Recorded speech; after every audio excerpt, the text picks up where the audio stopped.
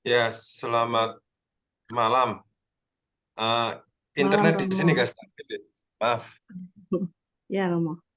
nanti kita lihat. Jadi malam hari ini kita akan bersama-sama melihat salah satu bab akan yang ada di dalam buku saya, yaitu bertarung dengan Allah.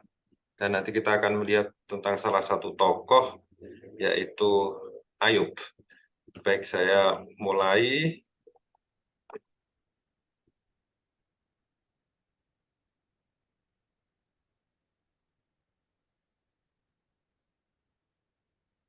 Jadi buku saya yang berjudul Bertarung dengan Allah ini sebetulnya buku yang saya tulis sekitar tahun 2015 dan ini bicara mengenai beberapa pergulatan hidup tokoh-tokoh Alkitab, yaitu Yakub, Abraham, Ayub dan sebagainya. Dan pada malam hari ini kita akan melihat tentang salah satu tokoh yang kiranya relevan dengan kehidupan kita, yaitu tokoh Ayub. Dan di situ kita juga akan melihat sedikit tentang makna penderitaan bagi hidup kita. Jadi kalau kita bicara mengenai apa itu penderitaan, mungkin salah satu rujukan kitab atau rujukan buku yang baik untuk kita baca itu sebetulnya adalah Alkitab. Karena sebetulnya Alkitab itu berbicara tentang pengalaman manusia, bukan sebuah konsep, bukan sebuah analisis, tetapi suatu pengalaman yang tentu saja pengalaman yang sangat mendalam, dan umumnya apa yang diceritakan di dalam Alkitab itu adalah pengalaman penderitaan manusia. Dan hampir semuanya kitab suci itu bicara mengenai hal ini. Dan bagaimana manusia itu bertahan karena selalu berharap dan percaya kepada Allah, itu juga yang menjadi fokus dalam kisah-kisah di dalam Alkitab. Jadi pertama-tama dengan membaca Alkitab kita diajak untuk melihat pengalaman hidup tokoh-tokoh atau leluhur-leluhur zaman dulu, bagaimana mereka mengalami atau berjuang dalam hidupnya. Dan di satu pihak juga kita melihat bahwa manusia tidak ditinggalkan sendiri ketika mengalami penderitaan, tetapi Allah selalu mengasihi, memperhatikan manusia meskipun kita tidak pernah mendengar suara Allah itu seperti apa di dalam pengalaman hidup kita sehari-hari. Dalam arti suara Allah secara fisik ya, secara material.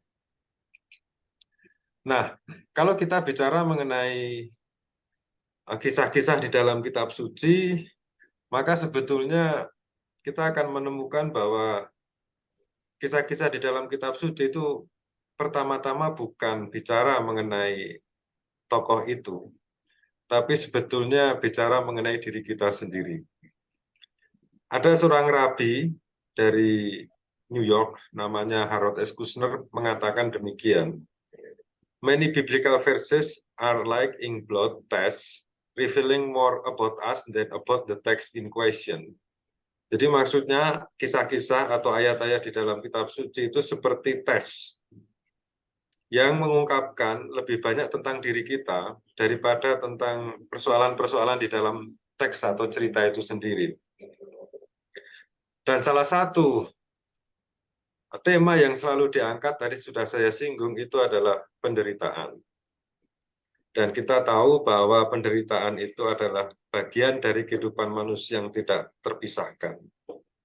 Bahkan begitu kita lahir, kita itu sebetulnya sudah mengalami penderitaan. Yaitu ketika kita harus keluar dari zona nyaman kandungan ibu, gitu ya. Dan kemudian harus menghirup napas sendiri, harus mengunyah, bukan mengunyah, harus minum sendiri, gitu ya. Jadi ini penderitaan sebetulnya adalah bagian dari hidup manusia yang tidak terpisahkan. Bahkan dalam perjalanan hidup kita juga melihat ya, bahwa penderitaan itu seperti teman yang selalu hadir gitu ya. Meskipun ya setiap orang mengalami penderitaan yang berbeda-beda kan. Ada penderitaan kelaparan, bencana alam, kemudian perang. Nah, ini selalu perang itu ada, meskipun di zaman modern seperti ini, perang itu selalu ada. Ya kita tidak tahu kapan terjadi perang, tetapi bersiap-siaplah untuk segala sesuatu yang terburuk gitu ya. Lalu kematian dalam peperangan. Ya kalau kita tidak mengalami peristiwa itu, kalau hanya melihat di dalam televisi, kita hanya mungkin merasa prihatin, gitu. Tetapi kalau kita masuk ke dalam peristiwa itu dan mengalami sendiri, mungkin kita bisa merasakan betapa perang itu sangat mengerikan, gitu. Juga pengalaman yang dekat dengan kita adalah pengalaman sakit dan pengalaman menjadi tua. Jadi menjadi tua itu eh, beberapa orang menceritakan itu juga sebuah penderitaan karena apa? Karena tubuh kita itu makin lama makin lemah, tidak seperti yang dulu gitu ya. Jadi ada orang yang mengatakan bahwa setiap hari itu kita sebetulnya mengalami kematian. Dalam arti sel-sel tubuh kita itu sudah mulai aus, sudah mulai rusak gitu ya. Kemudian banyak hal yang hilang, kemampuan kita berpikir juga makin lama makin hilang. Dan itulah sebabnya menjadi tua pun menjadi penderitaan bagi kita juga. Tetapi secara khusus kita melihat bahwa ada penderitaan yang natural, tetapi ada penderitaan yang disebabkan oleh sesuatu yang lain atau orang lain gitu. Dan pertanyaan mengapa Allah membiarkan kejahatan, peperangan, dan juga penderitaan, itu menjadi pertanyaan klasik, pertanyaan abadi, yang kadang-kadang tidak bisa ditemukan jawabannya secara jelas. Why did God allow the possibility, evil, and suffering? Mengapa Allah membiarkan kejahatan dan penderitaan itu ada? Bahkan di dalam kitab suci kita juga melihat pertanyaan ini muncul yang diungkapkan oleh Gideon dalam kitab Hakim-Hakim. Jadi ketika bangsa Israel itu ditindas oleh bangsa Midian, dirampok, dirampas barang-barangnya, Gideon itu bersembunyi dan malaikat Tuhan menampakkan diri kepadanya dan meminta supaya Gideon itu menjadi hakim yang menyelamatkan bangsa Israel. Dalam dialognya itu antara malaikat Tuhan dan Gideon, ini ada satu pertanyaan menarik. Jadi malaikat Tuhan diceritakan menampakkan diri kepadanya dan berfirman kepadanya demikian. Tuhan menyertai engkau ya pahlawan yang gagah berani. Lalu jawab Gideon kepadanya, Tuanku, jika Tuhan menyertai kami, mengapa semua ini menimpa kami? Maksudnya perampokan yang dilakukan oleh bangsa Midian itu. Di manakah segala perbuatan-perbuatan yang ajaib yang diceritakan oleh nenek moyang kami kepada kami? Ketika mereka berkata, bukankah Tuhan telah menuntun kita keluar dari Mesir? Tetapi sekarang Tuhan membuang kami dan menyerahkan kami ke dalam cengkeraman orang Midian. Jadi persoalan mengapa Tuhan membiarkan penderitaan itu menjadi pertanyaan sejak zaman dahulu sampai sekarang. Nah, mengapa kok ada penderitaan gitu ya? Ada banyak jawaban dari orang-orang gitu ya. Dan jawabannya tidak tunggal, tetapi jamak, macam-macam gitu ya. Nah, Rabbi Harold S. Kushner itu mencoba merangkum semua jawaban yang ditemukan ketika ditanya mengapa kok ada penderitaan. Ada yang menjawab demikian. Seseorang melakukan kesalahan atau gagal dalam melaksanakan kewajiban agama. Yaitu alasan penderitaan, tapi pertanyaannya benarkah demikian gitu. Nyatanya ada orang yang melaksanakan kewajiban agama tapi juga mengalami penderitaan.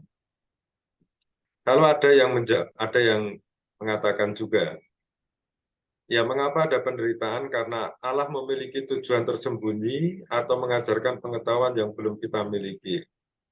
Pertanyaannya lagi, benarkah demikian gitu ya? Tujuannya seperti apa, kita tidak tahu. Lalu ada yang mengatakan penderitaan itu sendiri akan berubah menjadi kebaikan bagi kita. Benarkah? Gitu.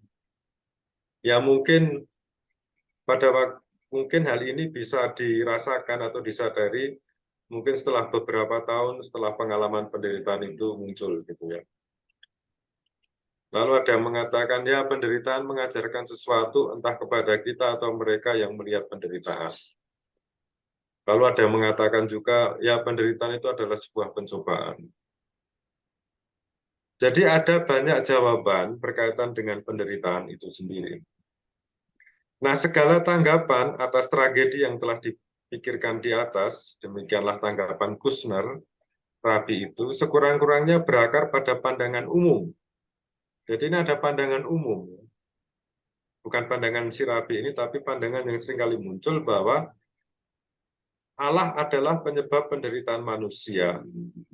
Dan mereka mencoba untuk memahami mengapa Allah membuat manusia menderita. Nah, ini satu pandangan yang seringkali muncul. Jadi Allah lah yang menyebabkan penderitaan manusia. Tetapi sekali lagi, pandangan umum ini juga perlu kita kritisi, kita telusuri ya. Jadi, benarkah Allah itu penyebab segala penderitaan? Mungkin saja Allah bukan penyebab penderitaan. Mungkin saja manusia sendiri yang menyebabkan penderitaannya sendiri. Gitu. Atau mungkin ada alasan lain daripada kehendak Allah sendiri. Memang pertanyaannya apakah Allah itu menyebabkan penderitaan? Kita tidak tahu ya. Jadi bahkan ada pertanyaan lain. Ya. Lalu jika Allah Maha Kuasa, mengapa Allah membiarkan penderitaannya menimpa manusia, terlebih orang yang justru setia kepada Allah? Dan ini yang menimpa Ayub. Ya. Bukankah dengan kemahakuasaannya ia mampu menghentikan penderitaan, sakit, peperangan, kehilangan, kematian, dan sebagainya? Ya kalau kita mempertanyakan penderitaan, kita akan bertanya ya, ini Allah ini katanya Maha Kuasa, gitu. Tapi kok tidak mengatasi yang demikian ini? Nah jawabannya itu adalah ya Allah misteri ya. Misteri dalam arti kita tidak tahu ini maunya apa gitu. Nah, dan kadang-kadang kita memaksa Tuhan, toh Tuhan, mengapa hal ini terjadi pada saya gitu. Kalau tidak ada jawabannya ya sudah, jawabannya adalah tidak ada jawaban. Kadang-kadang kita juga harus sadar juga bahwa kita itu ya manusia ciptaan ya. Yang kadang-kadang kita harus tunduk terhadap apa yang dimaui Allah. Kita tidak bisa menjadi tuan atas Allah gitu. Kita itu ya ciptaan saja. Sehingga pemazmur itu pernah mengatakan, dan bagiku betapa sulitnya pikiranmu ya Allah. Kalau kalau Allah itu misteri, hidup pun sebetulnya juga misteri gitu ya. Karena apa? Karena hidup itu tidak bisa kita kontrol dalam banyak hal. Gitu. Manusia tidak bisa mengontrol bukan hidupnya, tetapi segala sesuatu yang ada di sekitarnya. Kita tidak bisa mengontrol macet di jalan gitu ya. Kita tidak bisa mengontrol kalau ada orang menabrak kita gitu, padahal kita nggak salah. Gitu. Jadi dalam hal ini kita juga harus menyadari bukan hanya Allah yang tidak bisa kita pahami, bahkan hidup itu sendiri pun tidak bisa kita pahami. Yang seringkali kita sebut dengan misteri itu. Nah, salah satu misteri di dalam hidup ini adalah ketika kita mengalami pengalaman krisis dalam hidup. Gitu. Jadi di dalam hidup manusia itu, kadang orang mengalami puncak kehidupan, sukses, terkenal gitu ya. Tapi kita harus sadar juga bahwa manusia juga bisa mengalami apa yang disebut dengan titik nadir kehidupan. Jadi, kapan mulai, apa sebabnya, kadang-kadang kita tidak juga mengerti. Tetapi inilah yang disebut dengan krisis hidup. Jadi kata krisis itu berasal dari bahasa Yunani yang berarti krinein, yang berarti memutuskan. Jadi krisis itu berarti keputusan atau penilaian. Dan ini mengacu kepada satu keputusan yang harus diambil dalam situasi genting dan konflik. Jadi kalau kita mengalami suatu krisis itu, kita mengalami titik di mana kita harus mengambil keputusan untuk maju terus atau mundur. Seorang dokter Yunani kuno yang bernama Hippocrates mengatakan bahwa krisis itu sebagai tahap menentukan dari suatu penyakit. Jadi kalau umpamanya kita mengalami krisis dalam sakit gitu ya, biasanya krisis ini bisa, ini peristiwa sangat menentukan apakah dia akan hidup atau mati gitu ya. Dan ini Hippocrates yang mengalami sendiri, seorang dokter. Nah, apa yang dikatakan oleh Hippocrates ini mungkin juga bisa diterapkan di dalam kehidupan kita. Kalau kita mengalami krisis hidup itu itu merupakan sesuatu yang sangat menentukan apakah kita akan berkembang maju atau malah mundur ke belakang atau malah stagnan. Para psikolog kerap melukiskan perkembangan hidup manusia itu sebagai rangkaian dari krisis ke krisis. Ada krisis kelahiran, krisis pubertas, krisis tengah umur, krisis masa tua, dan krisis di akhir hidup. Dan kalau kita lihat secara lebih mendalam, krisis ini merupakan bagian dari proses pendewasaan manusia dalam hidup. Jadi kalau umpamanya kita mau dewasa sebagai manusia, jangan pernah melarikan diri dari apa yang namanya krisis. Atau jangan pernah melarikan diri dari apa yang namanya penderitaan. Gitu. Harus dilewati. Bahkan dalam krisis, bahkan krisis itu juga merambah di dalam kehidupan beragama. Ya. Banyak orang mengalami krisis iman. Dan seringkali mempertanyakan apakah Allah itu ada atau tidak. Gitu ya. Yang ini yang kemudian seringkali disebut dengan bahaya dari sekularisme. Tetapi juga di dalam kehidupan beriman, kita pun harus mengalami krisis. Yang mempertanyakan gitu loh. Apakah hidup beriman saya itu hanya begini-begini saja gitu. Apakah ada peningkatan? Banyak santo-santa itu mengalami krisis iman gitu, tapi mereka bisa mengalami krisis iman yang akhirnya mereka sampai kepada kedewasaan dalam iman. Maka dari itu amat berbahaya juga bahwa kalau ada orang yang mengatakan tidak pernah mengalami krisis dalam iman gitu ya. Ya mungkin hanya gitu-gitu aja hidup berimannya gitu. Oke. Nah, seorang filsuf yang sangat terkenal yang bernama Friedrich Nietzsche, gitu ya. Dia itu seorang ateis, tapi dia ngomong sangat bagus sekali bahwa krisis itu dapat menjadi stimulus dalam hidup. Dan ini merupakan satu nilai tambah dalam hidup. Jadi kalau orang mengalami satu krisis atau penderitaan, dan dia bisa melewati itu,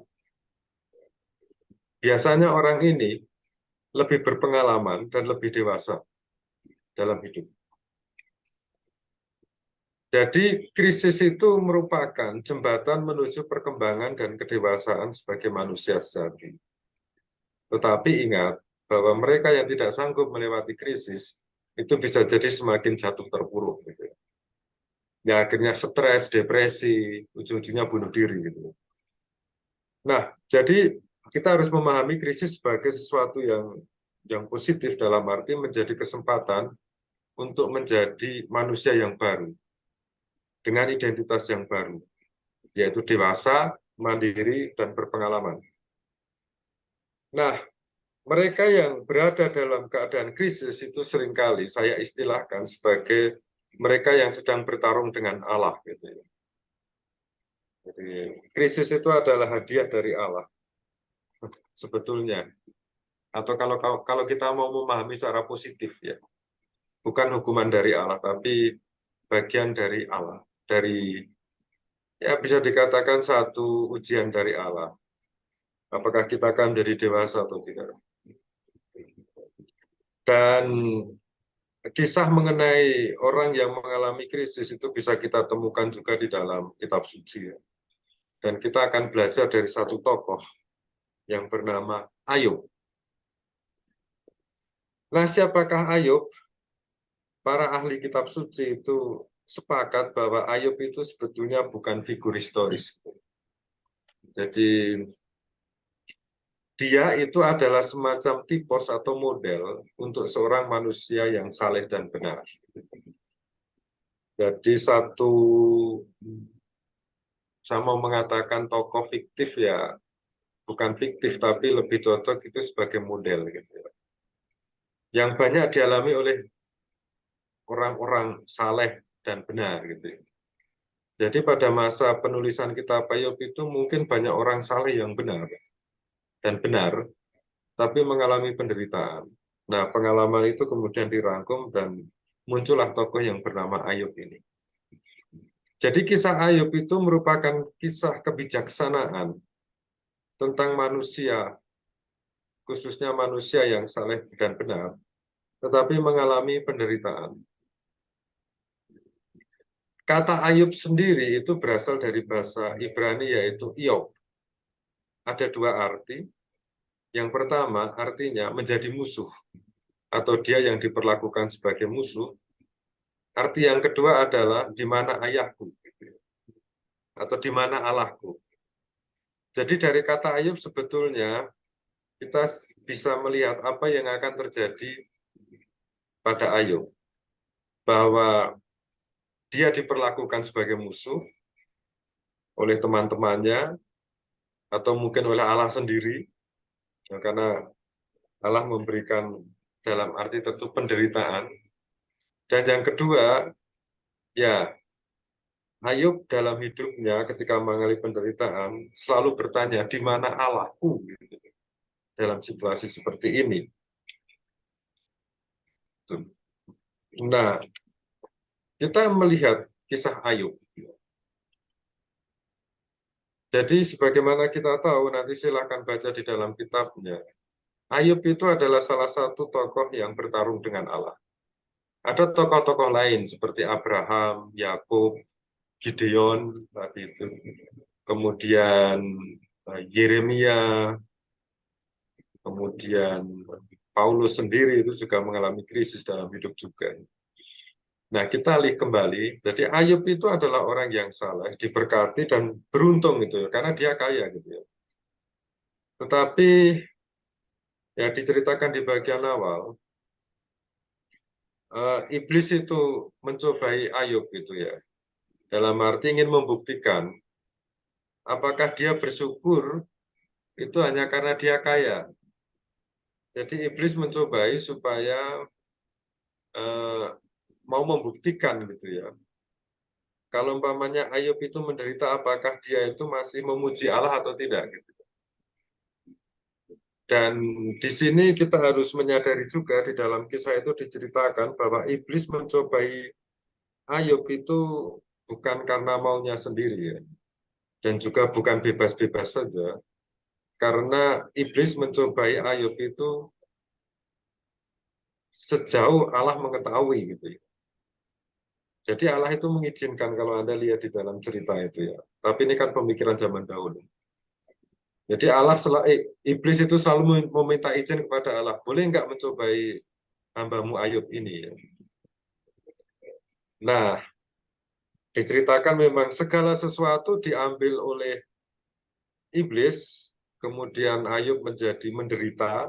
Yang tidak diambil oleh iblis itu adalah jiwanya sendiri gitu ya. Dalam arti hidupnya sendiri gitu. Nah, pada saat Ayub mengalami penderitaan ini, tiga sahabatnya yaitu Elifas, Bildad, dan Sofar itu mengunjunginya. Nah, di dalam diskusi yang panjang di dalam kitab Ayub, pada intinya itu diceritakan demikian. Jadi Ayub mengeluh gitu. Ini penderitaan ini sepertinya karena Allah tidak adil gitu. Tapi sahabat-sahabatnya itu mendebatnya dengan mengatakan ya Allah itu baik dan adil. Dan menurut para sahabatnya yang selalu menekankan hukum retribusi ya, itu selalu menekankan demikian. Kebaikan akan diganjar, tetapi kejahatan akan dihukum. Nah, ini kan hukum semesta, hukum retribusi yang selalu kita dengar sejak kita masih kecil ya. Kalau baik akan diganjar, kalau jahat akan dihukum. Jadi pertanyaannya adalah, jadi kesimpulannya adalah, jika Ayub menderita, itu berarti Ayub sedang dihukum oleh Allah. Jika Ayub dihukum, berarti Ayub melakukan kesalahan dan kejahatan. Maka ia harus melakukan sesuatu agar kesalahannya dihapuskan dan penderitaan lenyap.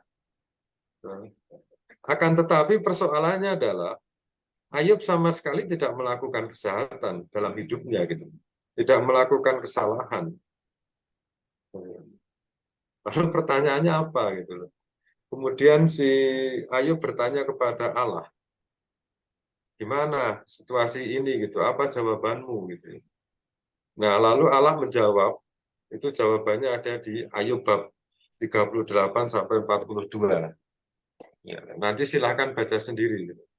Tapi intinya adalah bahwa Allah itu menjawab semua pertanyaan Ayub itu di dalam badai.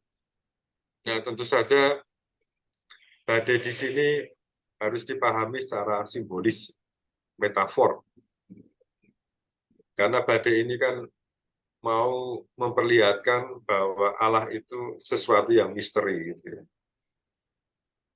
Nah, apa jawaban Allah? Ternyata Allah tidak menjawab persoalan penderitaan yang dialami oleh Ayub. Jadi tidak mengatakan, oh ya kamu menderita karena ini. Tidak. Tapi Allah justru mau memperlihatkan kemahakuasaannya, ya. Jadi yang diceritakan bahwa ya aku ini, menciptakan itu, membuat matahari bergerak gitu.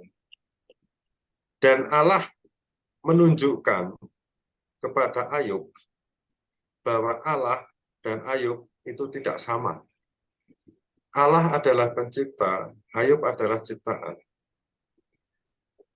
Jadi dalam cerita ini tampaknya Allah itu, ya ini kan suatu refleksi iman ya.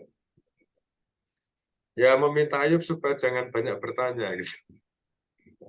Jadi katakanlah terima saja apa yang dialami gitu ya.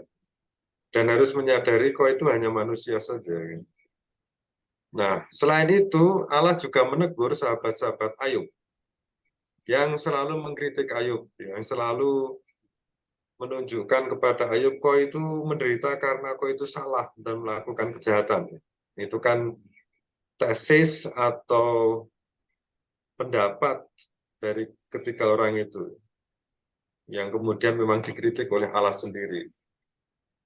Nah, setelah itu, setelah diskusi lama, akhirnya Allah itu memulihkan kemakmuran dan kesehatan Ayub.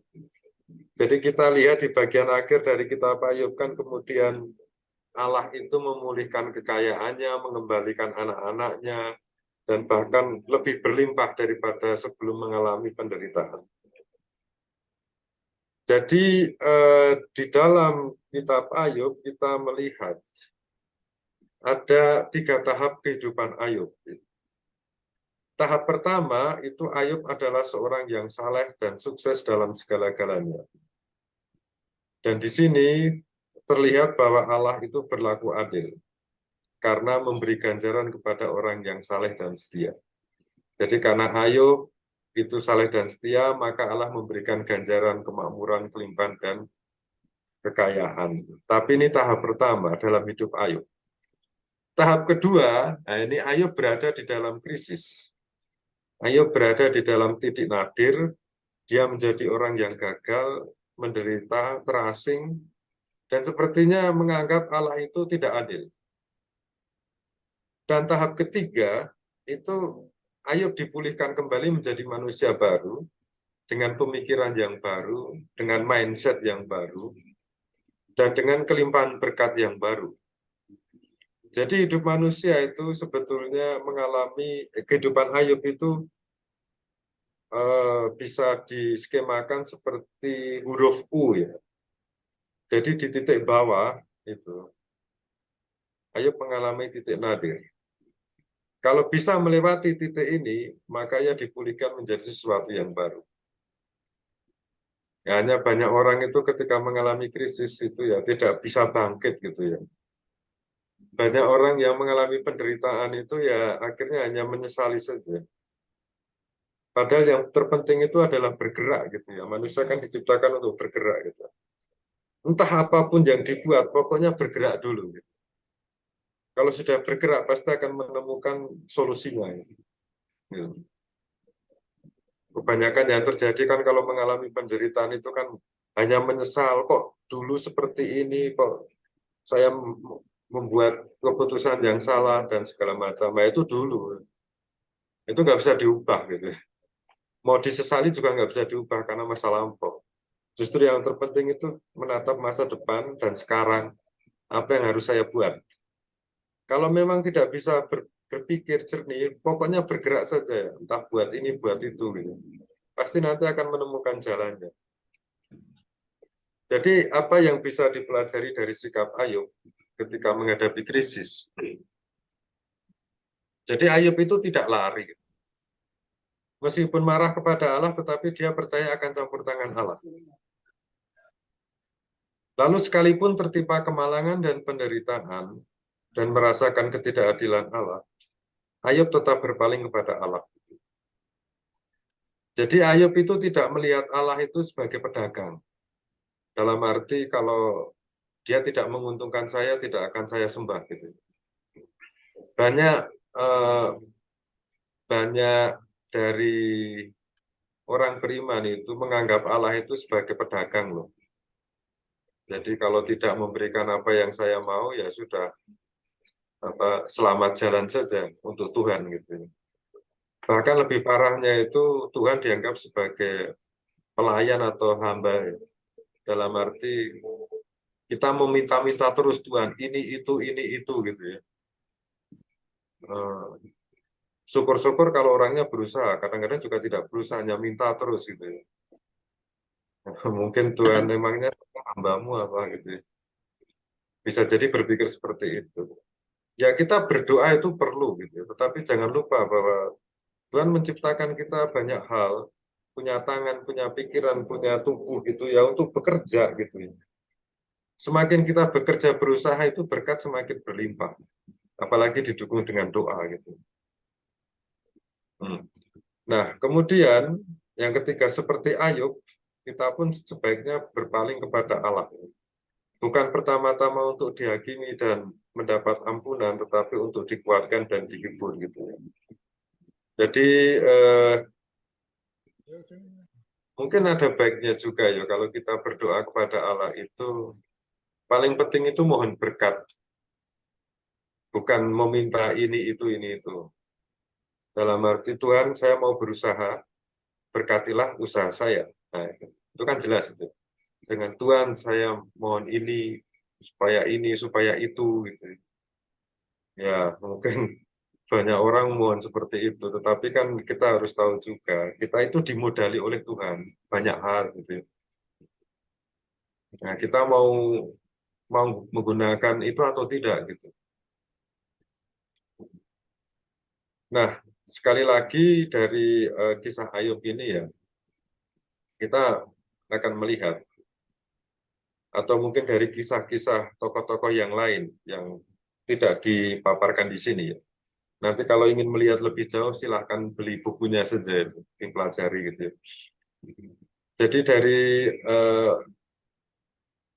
kisah-kisah beberapa tokoh dalam kitab suci, kita melihat bahwa ya Allah itu tetap menyertai, sekalipun tampak ya diam saja gitu ya, seolah-olah tidak peduli gitu ya.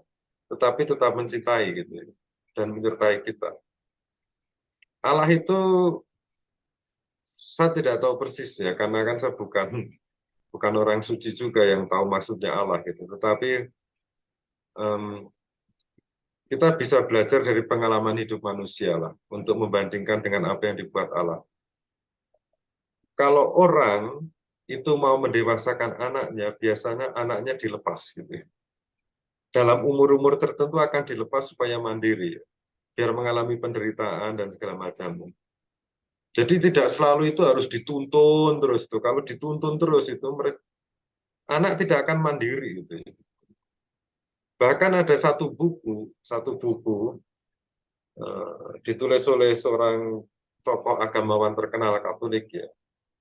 Dalam banyak hal, kalau kita mau menjadi dewasa, kita harus melepaskan segala ketergantungan dalam banyak hal gitu. Kita harus bisa mengandalkan diri kita sendiri. Bahkan dikatakan ya ketika saya membaca saya agak shock juga, kita harus berusaha untuk tidak terlalu menggantungkan diri pada Tuhan gitu. Wah ini kan shock gitu ya, apalagi kalau kita diajarkan kita harus berharap kepada Tuhan, menggantungkan diri kepada Tuhan, ya karena kita manusia yang lemah gitu. Tetapi ini satu pemikiran baru ya. Ya kita tetap memuji Tuhan, kita tetap bersyukur kepada Tuhan, tetapi tidak harus menggantungkan semuanya kepada Tuhan. Karena kita tidak akan menjadi dewasa. Gitu. Ada persoalan harus kita hadapi, bukan lari. Gitu. Jika Tuhan tidak membantu itu berarti Tuhan percaya bahwa ada potensi di dalam diri kita yang mungkin bisa untuk mengatasi persoalan itu. Dan kita harus percaya bahwa Tuhan tetap akan membantu kita pada saat yang tepat. Bisa jadi krisis dan penderitaan itu di satu pihak itu akan menguji kita, tetapi juga membuat kita untuk ya ini di sisi lain ya berpaling untuk mendekati Allah. Karena kalau tidak dihantam itu mungkin juga orang tidak ingat akan Allah gitu. Dan sekali lagi dengan adanya krisis itu kita bisa merasakan bahwa Allah sebagai sumber kekuatan dalam hidup itu. Ya mungkin tidak dirasakan secara langsung, tetapi dalam perjalanan kita akan tahu gitu ya bahwa oh krisis itu ada manfaatnya juga. Ya. Nah, oh ini masih banyak, tetapi kita lihat sampai sini saja ya, karena waktunya hampir habis. Nah, jadi kalau kita melihat di dalam kisah Ayub tadi, bahwa kisah Ayub itu sebetulnya cerita tentang krisis kesuksesan gitu. Jadi kita semua mengharapkan supaya sukses gitu ya. Kadang orang melihat sukses itu sebagai anugerah dan berkat dari Allah gitu. Tetapi ya kita harus tahu bahwa hidup itu seperti roda gitu. Kadang kita tidak sukses. Tidak selalu berhasil dalam hidup. Nah, sebaiknya kalau menghadapi semacam ini, ya kita harus belajar supaya tidak terikat terhadap sukses. Gitu. Karena kesuksesan itu atau keberhasilan tidak bisa dijadikan sebagai dasar hidup. Gitu. Harus ada dasar hidup lain yang membuat kita itu bermakna, bahagia, bahkan ketika tidak berhasil. Soalnya dunia zaman sekarang ini, semuanya itu kan ngomongnya sukses, sukses, harus berhasil, harus berhasil. Kalau tidak nanti nama keluarganya dipermalukan atau nama orang tuanya itu menjadi berkurang statusnya gitu ya. Tapi kan kita tidak tahu apakah kita selama hidup akan berhasil terus itu. Kita tidak tahu di masa depan loh.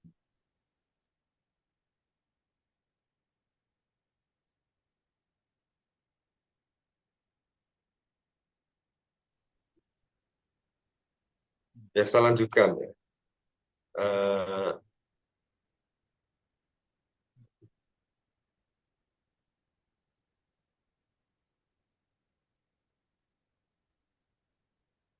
Baik saya lanjutkan.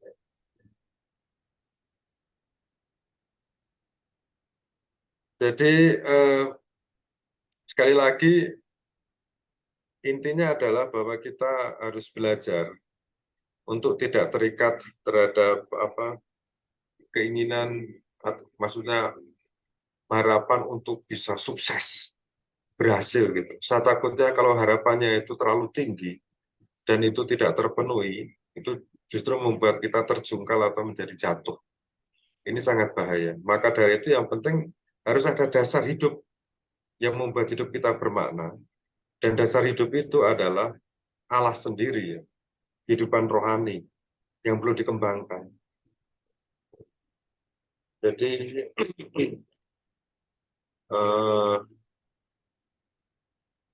sekali lagi sebagai kesimpulan, yaitu kalau kita mengalami penderitaan sebagaimana yang dialami Ayub gitu ya, itu mungkin bagian dari proses yang menentukan hidup kita. Mungkin penderitaan bisa membuat kita sakit hati, mungkin bisa membuat kita cemburu, tetapi penderitaan juga bisa membuat orang berbelas kasih dan berbelah rasa. Ini salah satu efek dari kalau kita itu bertarung dengan Allah dalam penderitaan. Ya. Kita mungkin kalau bisa melewati itu, kita bisa menjadi orang yang lebih berwelas asih gitu, karena kita mengalami itu, bukan soal sekedar teori saja. Dan jelas bagaimanapun juga penderitaan itu memberi makna. Ya. Tapi ingat, kalau orang tidak mampu untuk mengatasi penderitaan atau krisis, itu bisa membuat orang menjadi hancur. Maka dari itu, ini kata yang terakhir, kalau kita mengalami krisis dalam hidup, kita harus percaya ada kuasa adikodrati dari Allah yang membimbing kita, yang membuat kita yakin kita bisa melewatinya. Kalau tidak percaya, tidak meyakini ada kuasa adikodrati yang dari Allah itu, mungkin ya banyak berakhir dengan depresi, frustasi, sakit jiwa, dan segala macam. Saya menduga, semoga dugaan saya itu salah. Semoga dugaan saya itu salah. Banyak orang tidak bisa bangkit dan akhirnya memutuskan untuk ya apa ya mengambil jalan pintas itulah gitu. Itu mungkin ya salah satunya, meskipun itu tidak semuanya, itu kehidupan rohaninya itu kurang terolah gitu. Sikap untuk menerima segala macam apa yang terjadi dalam hidup itu kurang diolah, sehingga ketika mengalami satu penderitaan sedikit saja itu galonnya minta ampun. Maka dari itu ya olahlah kehidupan rohani supaya ketika kita mengalami krisis atau kita harus bertarung dengan Allah, kita bisa melewatinya. Mungkin tidak ada solusi dalam masalah kita, tetapi sekurang-kurangnya kita bisa melewati masalah itu. Baik, itu dari saya. Terima kasih. Kita sampai jam 9 ya. Oke. Ya, benar. Terima kasih Romo untuk renungannya pada malam hari ini. Baik Bapak dan Ibu, silakan Bapak Ibu boleh bertanya langsung kepada Romo, share hand, atau menulis di kolom chat mengenai apa itu penderitaan yang mungkin kita tidak mampu untuk menahannya atau menghadapinya. Bisa bertanya dengan Romo.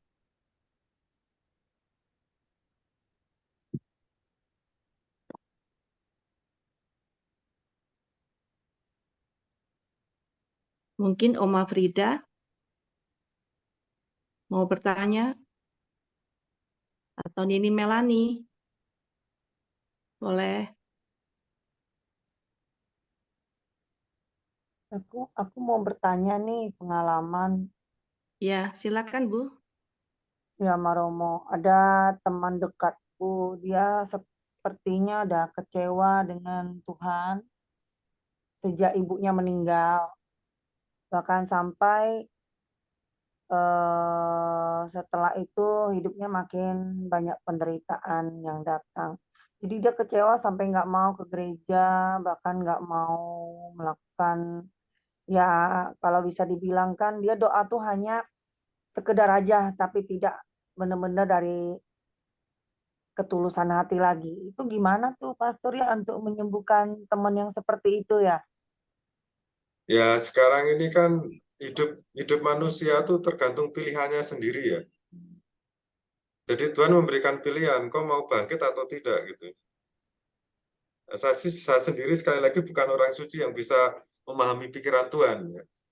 Memahami pikiran Allah gitu loh. Kalau saya ya, mungkin saya agak kasar juga dalam hal ini mengatakan, ya kalau memang pilihanmu tidak mau ke gereja, tidak mau ini ya silakan gitu ya.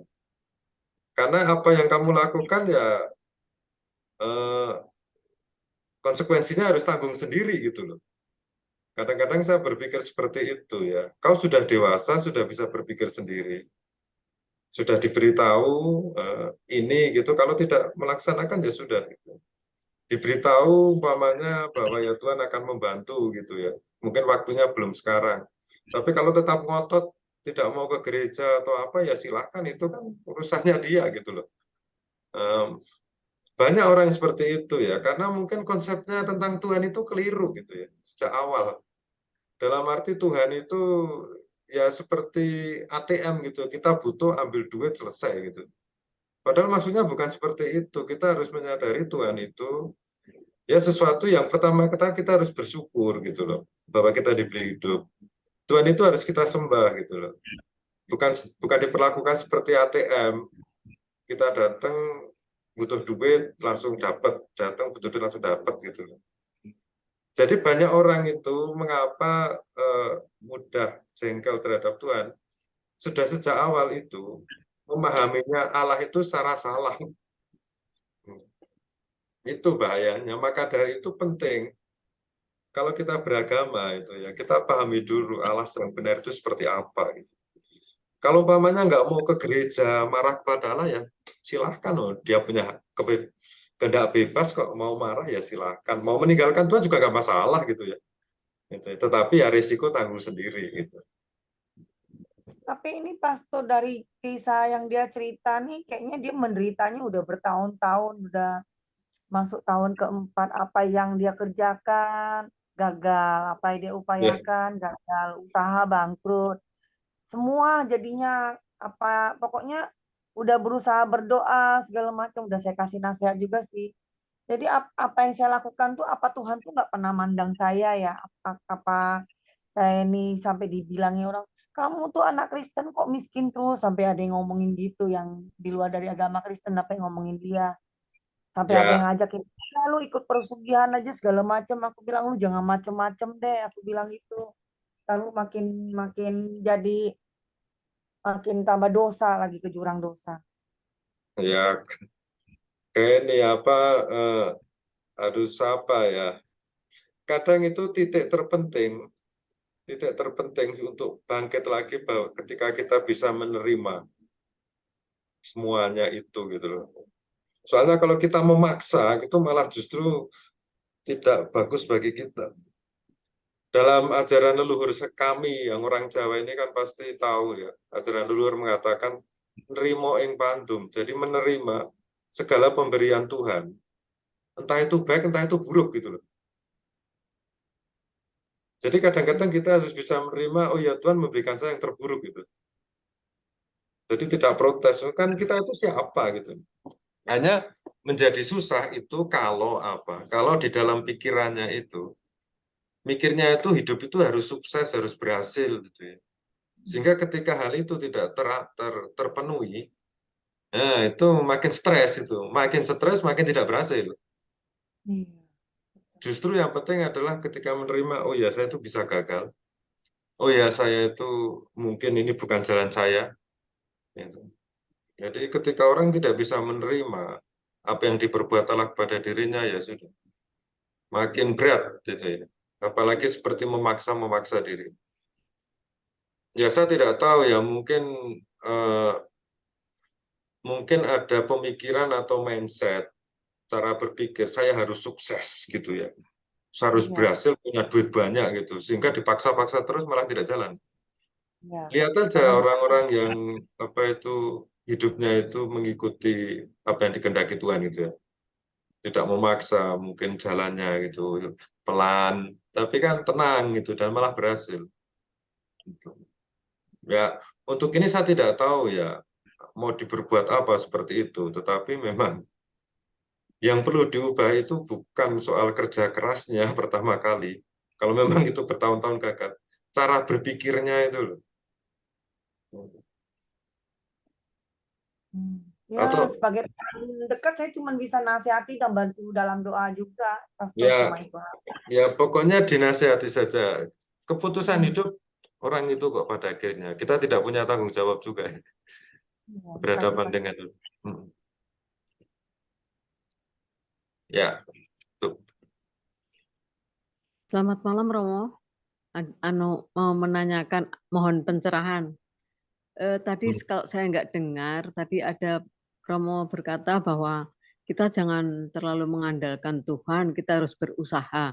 Tapi dalam novena Roh Kudus kan, jika engkau ingin menyenangkan aku, percayalah kepadaku. Jika engkau ingin lebih menyenangkan hatiku, berharaplah selalu padaku. Menurut Romo bagaimana Romo? Ya berharap itu kan penting gitu loh. Tetapi kan kalau sedikit-sedikit minta Tuhan, sedikit-sedikit minta Tuhan kan tanda tanya besar gitu. Orang ini, saya juga berharap kepada Tuhan dalam arti ketika saya mau bekerja itu doa saya sih singkat saja. Ya. Tuhan berkatilah usaha saya, titik. Saya tidak mau mengatakan Tuhan semoga saya sukses, ya. Saya bisa menyelamatkan jiwa-jiwa orang-orang itu. Ini pengalaman rohani saya. Dalam titik tertentu akhirnya saya mohon ya Tuhan semoga tugas saya ini diberkati dan bisa berguna gitu aja selesai. Pada titik tertentu seperti itu berharap tetap bisa boleh, kita nggak mungkin tidak berharap gitu. Nah, tetapi jangan lupa kalau kepada Tuhan itu berdoanya jangan mohon terus gitu ya. Sesekali bersyukurlah gitu ya Tuhan terima kasih nih hari ini kepala saya tidak pening gitu loh. Saya bisa jalan-jalan gitu ya. Soalnya kita itu kan yang menjadi persoalan itu. Yang selalu didoakan hanya permintaan terus ini kapan bersyukurnya. Itu yang akhirnya mungkin pikiran Tuhan. Sekali lagi yang saya bukan orang suci nih ya. Tetapi ya mungkin saja. Tuhan ini juga mungkin mikir. Ini kan orang minta terus nih ngapain itu? Usaha dulu kah atau apa? Itu Bu. Mungkin Ya berharap Romo, terima gitu. kasih Romo. Sama-sama. Bagi saya penderitaan itu suatu pertandingan Romo. Jika saya Ya. bisa memenangkan pertandingan, berarti saya akan mendapat piala kemenangan. Nah, Gitu Romo. tapi kalau saya ya penderitaan ya dialami aja sih. Ya kita tidak harus mengharapkan Tuhan memberikan kita yang terbaik semuanya. Mungkin juga memberikan yang terburuk supaya kita menjadi baik. Saya Terima secara kasih Romo. ya, Sembah nuwun Romo, terima kasih. sama-sama. Bapak Ibu masih ada yang mau ditanyakan dengan Romo, kita masih ada waktu 2 menit kalau ada yang mau bertanya. Bu Zhao ada di chat, Bu Zhao. Oh, ada di chat ya. Baik, saya baca dulu. Ini ada yang bertanya, Romo. Awal Ayub pasrah, tapi bereaksi keras sesudah istrinya komen. Sahabat-sahabatnya juga komen. Apakah sebaiknya hening ketika hadapi persoalan? Karena pendapat orang lain belum tentu benar dan cocok. Begitu, Romo. Mohon juga tips melepaskan kelekatan. Ya, ini memang bereaksi itu manusiawi ya. Dalam arti kita marah, kita jengkel manusiawi. Tetapi kalau jengkel terus itu, marah terus itu yang justru tidak membuat pikiran kita hening gitu. Yeremia juga marah kepada Tuhan, sama saja. Nabi loh ini. Tokoh-tokoh lain Gideon juga marah toh kepada malaikat Tuhan ya. Ini kok ini ngomong apa katanya menyertai kok sengsara gitu loh faktanya. Jadi marah boleh, tetapi dalam perjalanan emosi itu menjadi reda, kemudian pemikiran menjadi lebih dicerahkan itu. Kalau hening itu idealnya gitu, tapi pertanyaannya sanggup enggak gitu, hening gitu. Itu hanya untuk orang-orang yang sudah level rohaninya tingkat tinggi gitu. Kalau yang masih rendah-rendah seperti kita ini, kalau pasti bereaksi lah, jujur aja lah. Tetapi yang penting adalah oke, mengalami satu emosi, kemarahan, tapi setelah itu reda, kemudian kita tercerahkan gitu. Memang sih pendapat orang lain belum tentu benar dan cocok. Jadi prinsipnya ya kalau baik diterima, kalau ternyata nggak cocok ya sudahlah, tidak usah diabaikan saja.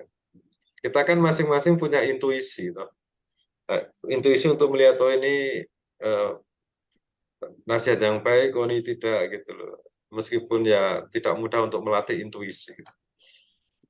mohon juga tips untuk melepaskan kelekatan gitu ya. Ya, ini tidak mudah ya.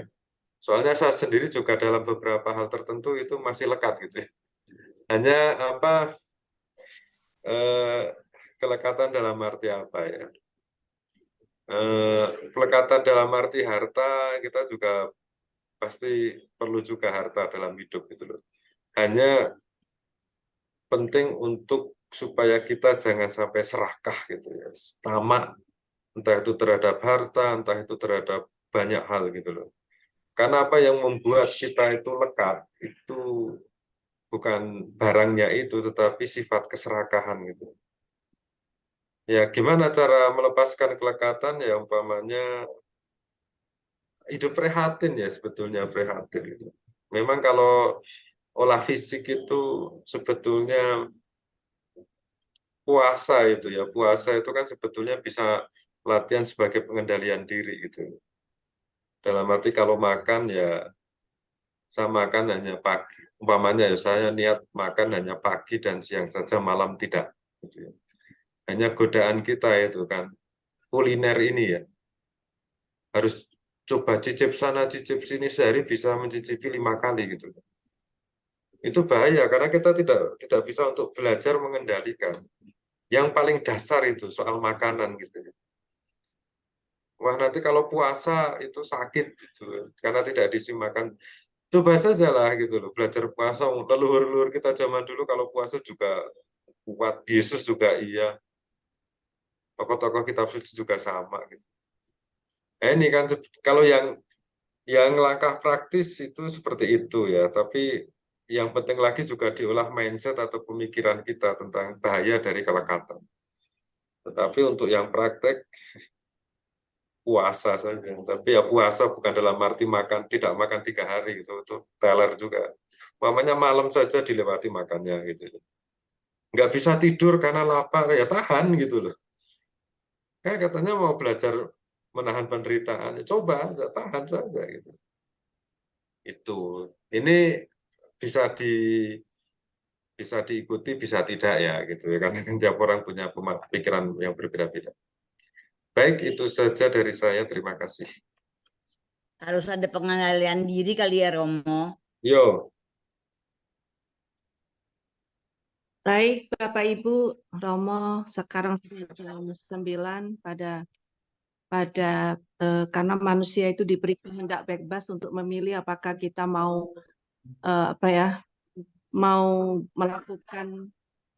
melakukan apa misalnya bertobat atau berserah kepada Tuhan atau tidak, itu kehendak kita sendiri ya Romo ya. Begitu kira-kira. Dan memang berserah itu susah, tetapi kita sebagai manusia juga terbatas gitu. Mau ngotot, mau stres juga kita nggak bisa apa-apa kalau Tuhan memang tidak berkehendak. Sepertinya begitu ya, berdamai dengan penderitaan aja ya Romo ya. Baik Bapak Ibu, kita sampai pada sesi pengumuman oleh Bapak Gunawan. Terima kasih ya Romo atas renungannya. Baik, kita segera di penghujung acara.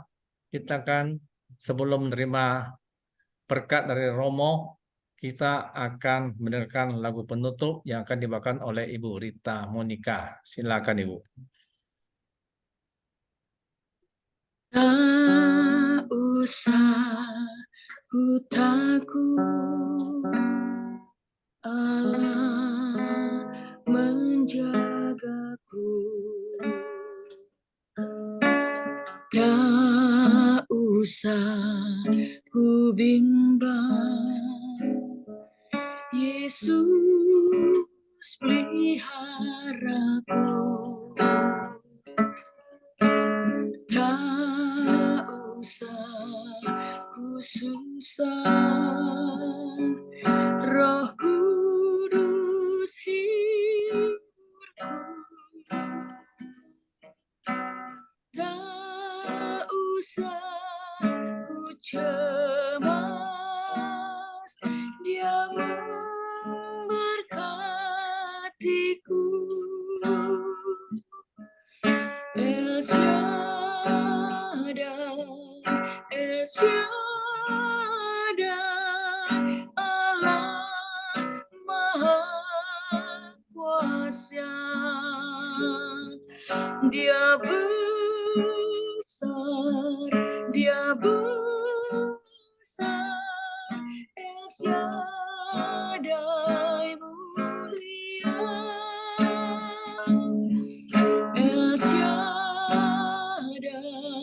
El Shaddai, Allah Maha Kuasa. Berkat-Nya melimpah,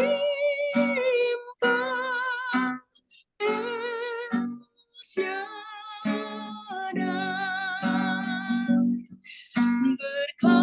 Berkat-Nya melimpah,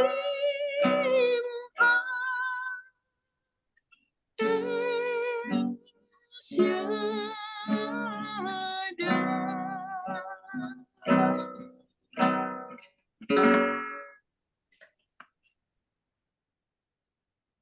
Marilah kita berdoa dalam nama Bapa dan Putra dan Roh Kudus. Amin. Tuhan berkatilah kami dalam usaha kami menjalani hidup yang mungkin penuh dengan penderitaan dan kesengsaraan. Jagalah kami supaya kami tetap setia kepadamu dalam hidup, dan dampingilah kami supaya kami tidak tersesat, tetapi tetap berada di dalam jalan-Mu. Tuhan bersamamu, Dan bersama rohmu. semoga Allah yang Maha Kuasa memberkati kita semua dalam nama Bapa dan Putra dan Roh Kudus. Amin. Amin.